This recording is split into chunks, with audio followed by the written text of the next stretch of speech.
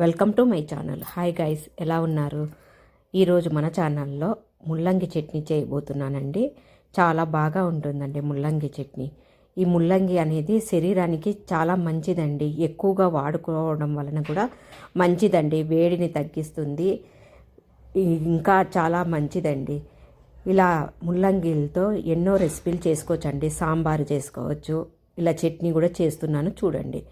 ఇలా ముల్లంగిల్ని పైన చెక్కు తీసేసుకొని నీట్గా శుభ్రంగా కడుక్కోవాలండి. ఇలా లేతగా ఉండే ముల్లంగిల్ని చూసి తీసుకున్నానండి నేను.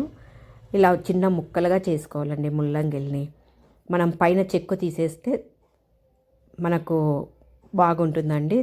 ఇలా చిన్న చిన్న ముక్కలుగా చేసుకొని మనము పచ్చడి చేసుకోవాలండి. ముల్లంగిల్ని ఇలా చిన్న ముక్కలుగా చేసుకున్నానండి నేను. చూడండి, నేను చూపించే విధంగా మీరు కూడా చిన్న చిన్న ముక్కలుగా చేసుకొని పెట్టుకోండి. తర్వాత ఉల్లిపాయలు కూడా సన్నగా తరిగి పెట్టుకున్నానండి.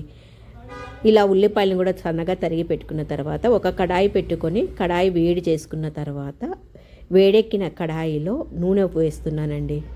నూనె వేడెక్కిన తర్వాత మనము ఈ ముల్లంగిని చట్నీకి కొంచెము పోపును వేయించుకోవాలండి. ఇలా పచ్చిశనగ పప్పును 1 స్పూన్ వేసుకున్నానండి.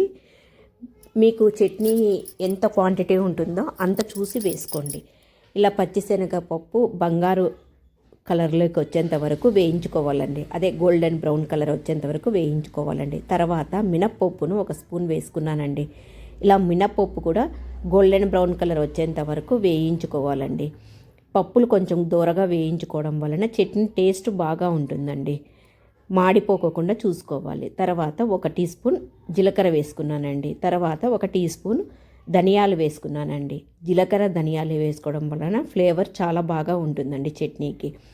ఇలా దూరగా వేయించుకోవాలండి జీలకర్ర ధనియాలని కూడా.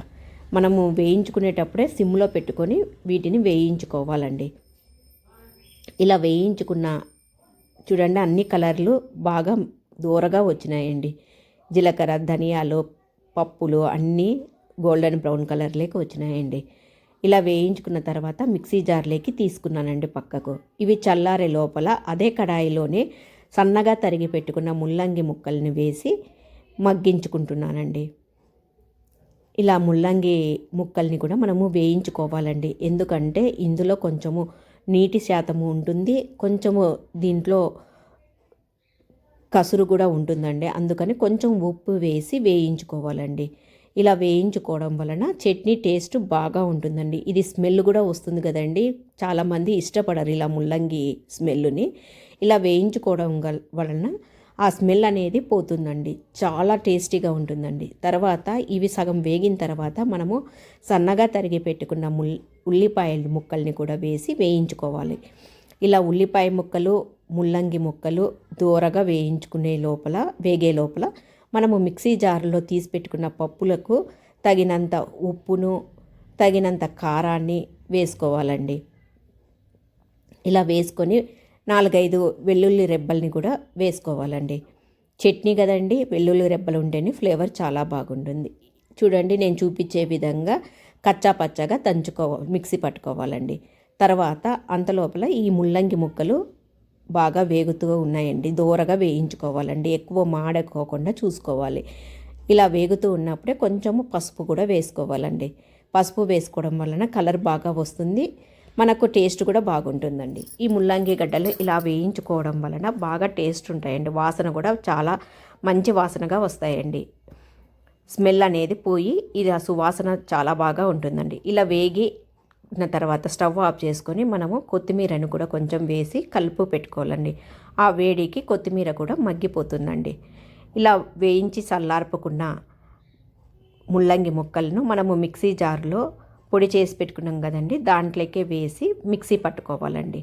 చూడండి, ఇలా వేసుకోవాలండి. ముల్లంగి ముక్కలు, ఉల్లిపాయ ముక్కలు, కొత్తిమీర అన్నీ వేయించుకున్నాం కదా, ఇవి చల్లారిన తర్వాత ఇలా మిక్సీ జార్లోకి వేసుకొని మిక్సీ పట్టుకోవాలండి.